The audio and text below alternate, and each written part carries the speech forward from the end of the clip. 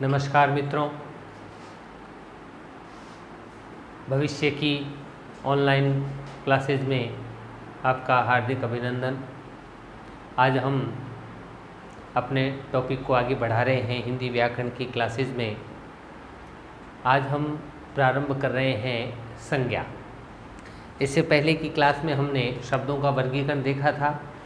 वर्गीकरण के अंतर्गत अंतिम जो वर्गीकरण था वो था परिवर्तन के आधार पर। परिवर्तन के आधार पर हमने दो प्रकार के शब्द किए थे, विकारी और अविकारी। आज हम उन्हीं विकारी शब्दों में से पहला विकारी शब्द संज्ञा पढ़ेंगे। चार प्रकार के विकारी शब्द हमने देखे थे, संज्ञा, सर्वनाम, विशेषण और क्रिया। इसमें से सबसे पहला विकारी शब्द जो है वो है संज्ञा। देखिए, संज्ञा शब्द का अर्थ क्या है। सबसे पहले तो संज्ञा के अर्थ की बात करनी चाहिए। संज्ञा की परिभाषा तो आपने छोटी कक्षाओं से ही पढ़ रखी है। चौथी पांचवी क्लास से ही संज्ञा पढ़ाना प्रारंभ कर दिया जाता है। उसी परिभाषा में इस शब्द का अर्थ है। हमने परिभाषा पढ़ी थी, जाति, जगह, वस्तु और स्थान के नाम को संज्ञा कहते हैं। देखिए, इस परिभाषा में संज्ञा शब्द का अर्थ आया है, किसे कहते हैं संज्ञा, नाम को संज्ञा कहते हैं। सबसे पहले ये बात समझनी चाहिए कि संज्ञा शब्द का अर्थ है नाम। नाम को संज्ञा कहते हैं। नाम किसका नाम? सभी का नाम। इसके अंतर्गत हमने कहा जाति, जगह, वस्तु, भाव, गुण, सभी के नाम को संज्ञा कहते हैं। नाम होना चाहिए। और देखिए, प्रकृति में सबसे पहले हम नाम की ही चर्चा करते हैं। जब भी हम किसी ऐसी वस्तु को देखते हैं जिसको हमने पहले नहीं देखा, तो हमारा सबसे पहला प्रश्न होता है, यह क्या है। सबसे पहले हम उसका नाम जानना चाहते हैं। नाम के बाद काम, पहले नाम।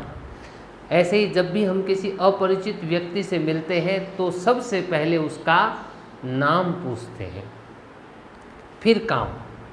तो हमारे लिए नाम का महत्व है, क्योंकि बिना नाम के हम अपने विचारों को न तो प्रकट कर सकेंगे, न किसी के विचार समझ सकेंगे। नाम का अभिप्राय है कि जिस भी वस्तु, व्यक्ति, स्थान आदि के बारे में बात करना चाह रहे हैं, उसके लिए हमें एक विशेष पहचान शब्द देना होता है। यही पहचान शब्द नाम कहलाता है। हर वस्तु का हम नाम देते हैं। जैसे इसको हम झाड़न कहते हैं, डस्टर। इसे हम मार्कर पेन कहते हैं। इसे हम बॉल पेन कहते हैं। और किसी व्यक्ति, जैसे किसी का नाम मोहन है, किसी का सोहन है, किसी का कृष्ण है, किसी का राम है, तो ये नाम है। किसी का सीता है, किसी का रमा है, किसी का तुलसी है, ये भी नाम है। स्थानों के भी नाम है, जैसे बीकानेर है, जोधपुर है, राजस्थान है, भारत है। तो ये सब स्थानों के नाम हैं, चाहे व्यक्तियों के नाम हैं, चाहे वस्तुओं के नाम हैं, नाम है। और जब बच्चा भाषा का प्रारंभिक पाठ पढ़ता है, बोलना सीखता है, उस समय उसे सबसे पहले नाम ही सिखाया जाता है। चाहे वो किसी भी शब्द को बोले, वो नाम ही बोलेगा। वो चाहे माँ बोले, चाहे पापा बोले, चाहे मामा बोले, चाहे दादा बोले, ये सब नाम है। वो सबसे पहले नाम की ही पहचान करता है। तो नाम शब्द, संज्ञा शब्द का अर्थ है नाम। इसीलिए हम शब्दों में सबसे पहले संज्ञा पढ़ रहे हैं, क्योंकि भाषा का विकास क्रम ही यही है। हमने सबसे पहले नाम ही सीखा है, इसलिए हम व्याकरण में भी सबसे पहले नाम ही पढ़ेंगे। तो संज्ञा शब्द का अर्थ है नाम। नाम जो है, इसका मतलब हुआ पहचान के लिए एक शब्द। पहचान के लिए जो शब्द दिया जाता है और उस शब्द का उच्चारण करते ही उस व्यक्ति या वस्तु की आकृति हमारे मस्तिष्क में जो बनती है, वो है उस नाम का अर्थ। जैसे हमने कमल शब्द का उच्चारण किया, कमल शब्द कहते ही हमारे मस्तिष्क में जो कमल पुष्प की जो आकृति बनी, वो पुष्प की आकृति ही उसका अर्थ है। या किसी व्यक्ति का नाम कमल है तो कमल नाम लेने से उस व्यक्ति का चित्र हमारे मस्तिष्क में जो बना वही उसका अर्थ है। तो नाम का अर्थ आपने समझा, संज्ञा का अर्थ समझा आपने। संज्ञा का अर्थ है नाम, नाम का अर्थ है पहचान के लिए दिया गया शब्द। अब हम बात करें, हमने इसकी परिभाषा की, संज्ञा की परिभाषा क्या दें। संज्ञा की परिभाषा क्या दें? नाम को संज्ञा कहते हैं तो इसके लिए आप जिस जिसके नाम को कहते हैं उन सब का तो हम यहाँ उल्लेख नहीं कर सकते, लेकिन उदाहरण स्वरूप कुछ का उल्लेख किया जा सकता है। चूँकि संज्ञा विकारी शब्द है, पहले भी मैं कह चुका हूँ कि हम विकारी शब्द ही प्रारंभ कर रहे हैं, तो विकारी शब्द है संज्ञा, इसलिए हम कहेंगे कि वह विकारी शब्द, वह विकारी शब्द जो किसी व्यक्ति, वस्तु, स्थान, जाति, गुण, धर्म या भाव का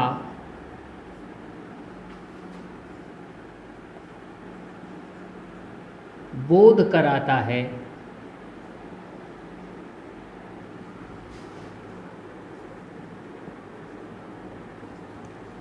संज्ञा कहलाता है।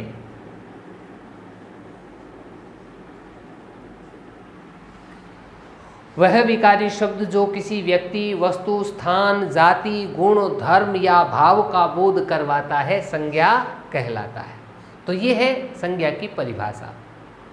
इस परिभाषा में समझने वाली बात सबसे पहले ये है कि वह विकारी शब्द, संज्ञा विकारी शब्द है। इसकी चर्चा तो हम कर चुके हैं कि संज्ञा विकारी शब्द है, लेकिन कैसे है ये समझना है। ये बात मैंने अपनी पहली कक्षा में भी कही थी कि हम हर एक शब्द की चर्चा करेंगे कि ये विकारी कैसे हैं और उनमें किस आधार पर विकार उत्पन्न होता है। संज्ञा में विकार उत्पन्न करने वाले तत्व कौन से हैं? सभी विकारी शब्दों में विकार उत्पन्न करने वाले 5 तत्व बताए थे मैंने, लिंग, वचन, कारक, काल और पुरुष। इनमें से संज्ञा में 3 आधारों पर विकार उत्पन्न होता है। संज्ञा में रूप परिवर्तन करने के आधार, रूप परिवर्तन करने के आधार कौन कौन से हैं? 3 आधार हैं। कौन कौन से आधार हैं? लिंग, वचन और कारक। इन 3 आधारों पर संज्ञा अपने रूप में परिवर्तन करती है। लिंग, वचन और कारक। लिंग के आधार पर संज्ञा का रूप बदलता है, वचन के आधार पर भी बदलता है और कारक के आधार पर भी बदलता है। जैसे शब्द है लड़का, ये संज्ञा है, जातिवाचक संज्ञा है। यदि आपसे ये कहा जाए कि लड़का शब्द कौन सी संज्ञा है, तो जातिवाचक संज्ञा है। लेकिन ये पूछा जाए कि इसमें लिंग कौन सा है, तो कोई भी व्यक्ति तुरंत बता देगा कि इसमें पुल्लिंग है। इसमें यदि वचन पूछा जाए तो कोई भी बता देगा कि इसमें एक वचन है। अब देखिए, ये वचन और ये लिंग जो है, ये लड़का शब्द तो संज्ञा है, ये लिंग और वचन क्या है? ये इस शब्द के विकार उत्पन्न करने वाले तत्व हैं। यदि इसमें निर्धारण हो रहा है कि ये पुल्लिंग है, ये एक वचन है, इसका मतलब यही है कि ये वचन और लिंग के आधार पर विकारी है। इसका वचन और लिंग बदला भी जा सकता है, सभी शब्दों का लिंग और वचन नहीं बदला जा सकता, लेकिन वो लिंग और वचन से उनका निर्धारण अवश्य होता है। जैसे हम कहें कि द्रव्यवाचक संज्ञाएं हैं, तो उनका जो है वो एक वचन में प्रयुक्त होती है, उनका बहुवचन नहीं होता। तो नहीं होता इसका मतलब ये नहीं है कि उसमें उसका वचन जो है वो निर्धारित भी नहीं किया जा सकता, बदला नहीं जा सकता, लेकिन निर्धारण तो हो ही सकता है। इसकी चर्चा भी हम करेंगे। जैसे लड़का शब्द है तो ये एक वचन है, यदि हम कहें कि इसका वचन बदलें तो तुरंत बदल सकते हैं हम। लड़के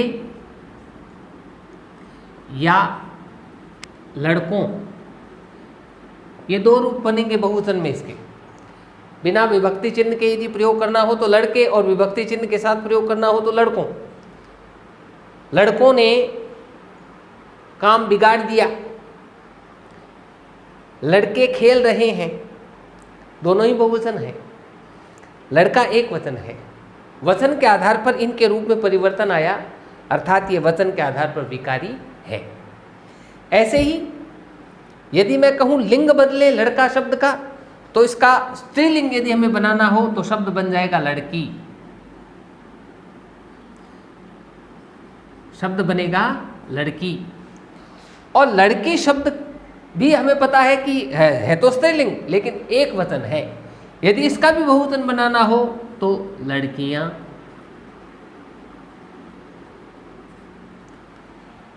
यदि इसका भी बहुवचन बनाना हो तो लड़कियां।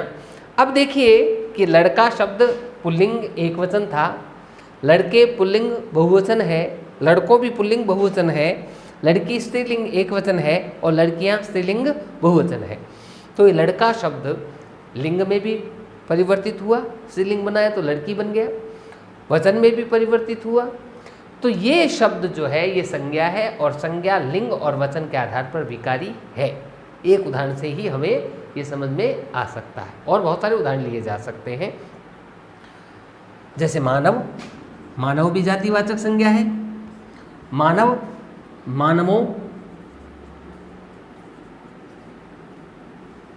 मानवी, बहुवचन करना हो तो मानवी बिना कारक चिन्ह के, और मानवियों बहुवचन करना हो तो वचन बदला जा सकता है, लिंग बदला जा सकता है। अर्थात ये जो शब्द है ये भी संज्ञा है और लिंग वचन के आधार पर विकारी है। अच्छा, अब कारक के आधार पर विकारी कैसे है? आप भिन्न भिन्न परिस्थितियों में भिन्न भिन्न कारकों के रूप में इन शब्दों का प्रयोग करें, ये अपनी भूमिका भी बदलते जाएंगे और इनके साथ कारक चिन्हों का प्रयोग भी बदलता जाएगा। जैसे लड़का खेल रहा है, लड़कों को भोजन कराओ, लड़का खेल रहा है। इस वाक्य में लड़का खेल रहा है, इस वाक्य में लड़का शब्द जो है वो कर्ता कारक है। लड़का शब्द कर्ता कारक है। ऐसे ही यदि हम बात करें कि लड़कों को भोजन दो, यहाँ पर लड़कों ये कर्म कारक है। कौन सा कारक है? कर्म कारक है। लड़कों से कार्य करवा लो, यहाँ लड़का शब्द कर्ण कारक है। हर कारक में इसकी भूमिका बदल सकती है और कारक चिन्ह भी अलग अलग लगेगा। तो आपने देखा कि संज्ञा शब्द लिंग के आधार पर विकारी है, वचन के आधार पर भी विकारी है और कारक के आधार पर भी विकारी है। यानी संज्ञा विकारी है तीन आधार पर, लिंग, वचन और कारक के आधार पर। तो हमने जो परिभाषा दी थी उसमें था कि वह विकारी शब्द, तो संज्ञा विकारी है, ये हमने देखा।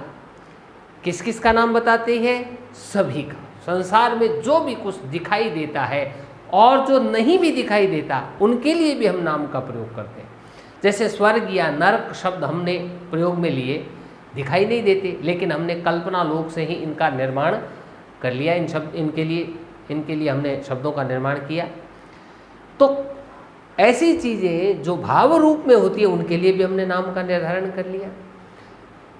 तो बहुत सारे शब्द हैं हमारे पास जो दृश्य और अदृश्य जगत की वस्तुओं, व्यक्तियों या स्थान आदि के लिए हमने नाम के रूप में प्रयुक्त किए हैं, वे सब संज्ञा है।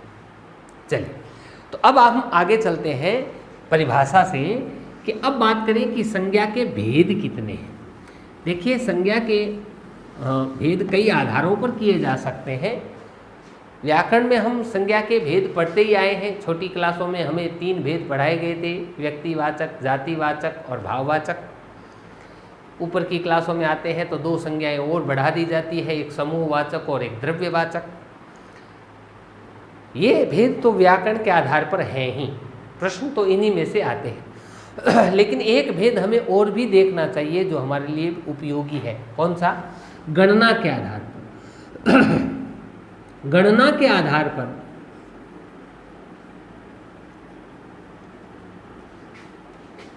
संज्ञा के भेद। गणना के आधार पर संज्ञा 2 प्रकार की होती है। कौन कौन सी? एक होती है गणनीय संज्ञा और दूसरी होती है अगणनीय संज्ञा।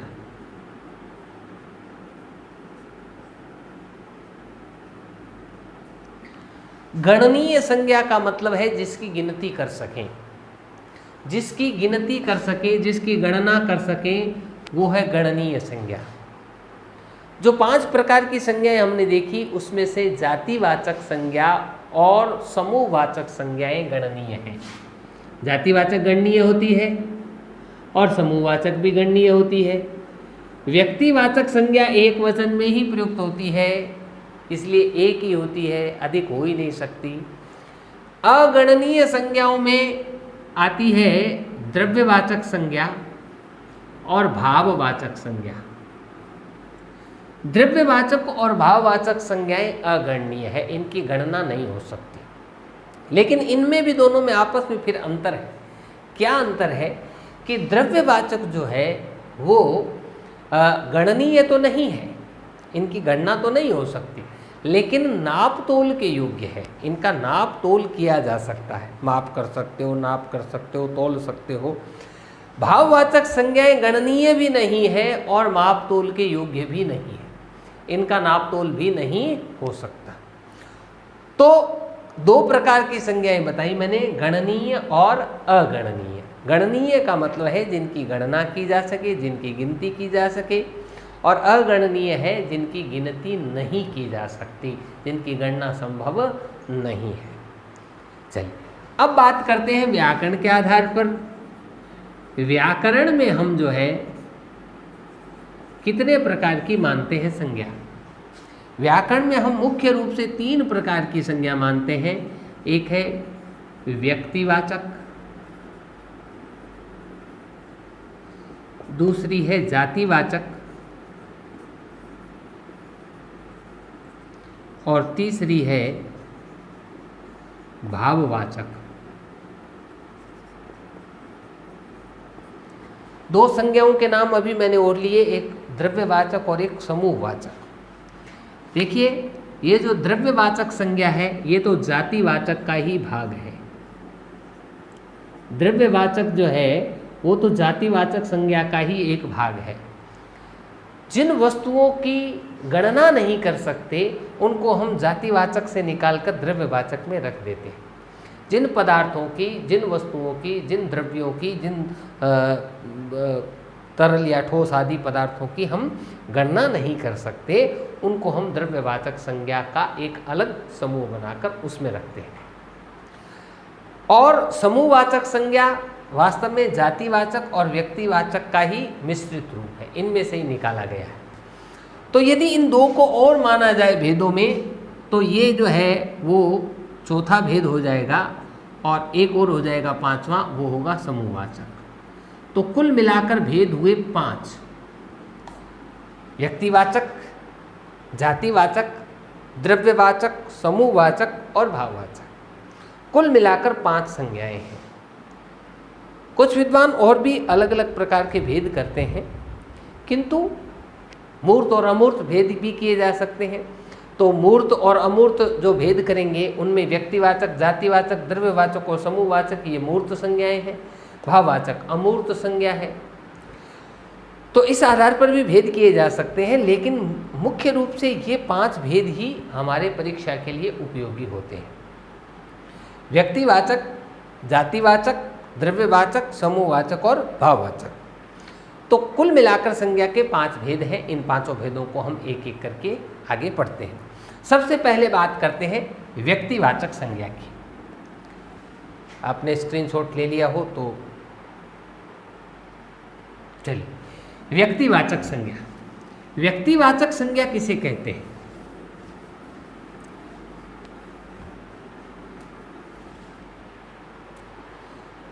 देखिए, सबसे पहले बात करें हम व्यक्तिवाचक संज्ञा। व्यक्तिवाचक संज्ञा क्या है, ये समझने से पहले आप इसमें आए हुए शब्द व्यक्ति की चर्चा करें कि व्यक्ति क्या है। देखिए, व्यक्ति शब्द जो है, यहाँ पर हम सामान्यतः व्यक्ति शब्द का अर्थ मनुष्य कर लेते हैं। एक व्यक्ति है ना, व्यक्तियों को भोजन नहीं मिल रहा। यहाँ व्यक्ति का अभिप्राय मनुष्य नहीं है, केवल मनुष्य नहीं, मनुष्य है लेकिन केवल मनुष्य नहीं है। व्यक्ति शब्द का अभिप्राय यहाँ पर है एक। व्यक्ति शब्द का अभिप्राय यहाँ पर है एक, व्यक्ति विशेष। विशेष एक के लिए ही जो संज्ञा प्रयुक्त होती है उसे व्यक्तिवाचक कहते हैं। कहने का मतलब है कि ऐसा नाम या ऐसी संज्ञा जो केवल एक का ही बोध करवाती है, एक से अधिक का नहीं।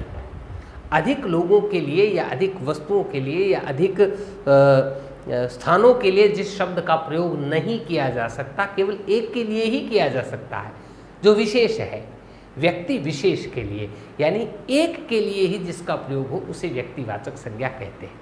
तो व्यक्तिवाचक संज्ञा की परिभाषा यही है कि जिस संज्ञा का प्रयोग व्यक्ति विशेष के लिए, अर्थात व्यक्ति, वस्तु, स्थान चाहे कुछ भी हो, लेकिन केवल एक के लिए जिसका प्रयोग होता है उसे व्यक्तिवाचक संज्ञा कहते हैं। एक के लिए ही प्रयोग होना चाहिए। एक से अधिक के लिए प्रयोग यदि हो जाता है तो वो व्यक्तिवाचक नहीं रहेगी। व्यक्तिवाचक संज्ञा, यदि किसी व्यक्तिवाचक संज्ञा का प्रयोग हम एक से अधिक लोगों के लिए करते हैं तो फिर वो व्यक्तिवाचक संज्ञा अपना रूप छोड़कर जातिवाचक संज्ञा में बदल जाएगी। तो व्यक्तिवाचक संज्ञा किसे कहते हैं? जिस संज्ञा का प्रयोग एक के लिए हो, व्यक्ति विशेष के लिए हो, उसे व्यक्तिवाचक संज्ञा कहते हैं। अब बात करते हैं कि व्यक्तिवाचक संज्ञा की और क्या विशेषता है। देखिए, व्यक्तिवाचक संज्ञाएं निरर्थक होती हैं, इनका कोई अर्थ नहीं होता। व्यक्तिवाचक संज्ञाएं निरर्थक होती हैं। अब निरर्थक का अभिप्राय ये नहीं है कि इनका वास्तव में कोई अर्थ ही नहीं होता। अर्थ तो होता है, लेकिन वो गुण धर्म पर आधारित नहीं होती, इस दृष्टि से निरर्थक है। गुण धर्म पर आधारित नहीं होती का मतलब क्या है कि जैसे किसी व्यक्ति का नाम है नरेश। अब नरेश शब्द का वास्तविक अर्थ क्या है? नरेश शब्द कैसे बना है? नर धन ईश। नर यानी मनुष्य, ईश मतलब स्वामी, मनुष्यों का स्वामी यानी राजा। नरेश शब्द राजा शब्द का पर्याय है। नरेश का अर्थ होता है राजा। लेकिन नरेश किसी व्यक्ति का नाम है यदि, तो ये आवश्यक नहीं है कि वो राजा हो। नरेश शब्द किसी व्यक्ति का नाम है तो हो सकता है वो राजा नहीं, रंक हो। ऐसी स्थिति में उसके नाम का जो अर्थ है वो उस पर लागू नहीं होता है। इस दृष्टि में व्यक्तिवाचक संज्ञाएं निरर्थक होती हैं। अन्य बहुत सारे इस तरह के उदाहरण लिए जा सकते हैं। किसी व्यक्ति का नाम राजा ही हो सकता है, लेकिन इसका मतलब ये नहीं है कि वो राजा हो। यदि नरेश शब्द का प्रयोग राजाओं के लिए किया जाए, जैसे आए हुए नरेशों को यथा स्थान बिठाइए, यहाँ नरेश शब्द बहुवचन में आया है और वो राजाओं के लिए है, तब वो सार्थक है। लेकिन नरेश किसी व्यक्ति का नाम है, वो राजा नहीं है, ऐसी स्थिति में नरेश शब्द निरर्थक है। तो व्यक्तिवाचक संज्ञाएं निरर्थक इस दृष्टि में होती हैं कि वो गुण धर्म पर आधारित नहीं होती है। अब बात करते हैं इनका विस्तार। व्यक्तिवाचक संज्ञा का विस्तार बहुत ही सीमित होता है। कहाँ तक सीमित होता है? एक व्यक्ति तक, एक वस्तु तक, एक स्थान तक, एक से अधिक के लिए प्रयुक्ति नहीं होती।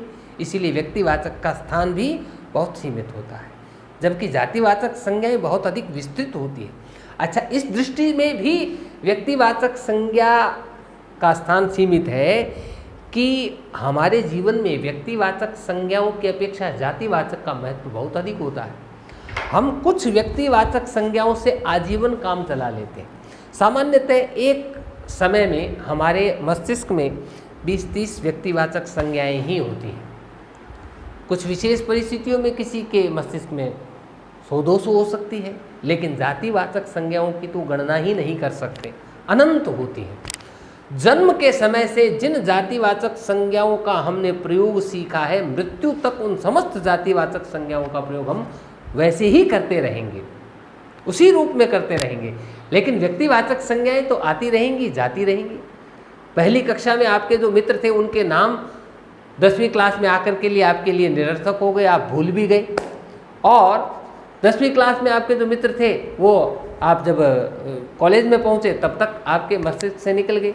तो बहुत सारे नाम हमारे मस्तिष्क में आते और जाते रहते हैं व्यक्तिवाचक संज्ञाओं के, लेकिन जातिवाचक संज्ञा का एक भी ऐसा नाम नहीं है, एक भी जातिवाचक संज्ञा ऐसी नहीं है जिसको हमने काम में लिया और फिर हम उसको भूल जाएं या उस शब्द का प्रयोग कभी न करें।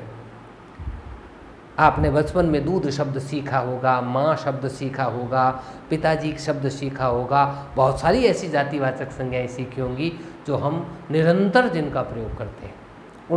उन जातिवाचक संज्ञाओं को हम नहीं भूलते। इसी दृष्टि में भी क्योंकि जातिवाचक का विस्तार बहुत बड़ा है, इसलिए इनका विस्तार बड़ा माना जाता है और व्यक्तिवाचक का विस्तार सीमित माना जाता है। दोनों ही दृष्टियों में, एक व्यक्ति तक सीमित है तो भी सीमित, और यदि ये देखें कि उनका प्रयोग, तो व्यक्तिवाचक का प्रयोग भी बहुत सीमित करते हैं हम, इसलिए इसका विस्तार हम सीमित मानते हैं।